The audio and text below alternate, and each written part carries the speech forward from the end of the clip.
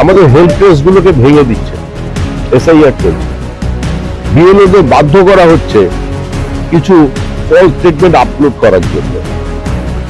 ফিরোজ হাকিম তো দরবার খুলে দিলেন 55 বছর 60 বছরের লোককে তাদের বার্থ সার্টিফিকেট দেওয়ার জন্য। সীমান্তবর্তী প্রত্যেকটা জেলায় আজকে সেখানে ডমিসাইল সার্টিফিকেটের ব্যবস্থা করা হচ্ছে। তো পশ্চিমবঙ্গের সঙ্গে অন্যান্য প্রদেশের পরিস্থিতিটা সম্পূর্ণ ভিন্ন। 11টি রাজ্যে এসআইআর চলেছে। আমাদের রাজ্যের মুখ্যমন্ত্রী কাগজ ছিনতাই করার সময় এসআইআর এর কথা বলছেন। তো স্বাভাবিকভাবেই এখানে নির্বাচনকে অবাধ এবং শান্তিপূর্ণ যদি করতে হয়, তার জন্য ইসিআই কে অন্য কোনো ব্যবস্থা করতে হবে। ম্যান্ডেটর বার চলে যাবার পরে কেন এতদিন পর্যন্ত কোনো কোম্পানিকে বরাদ দেওয়া হলো না?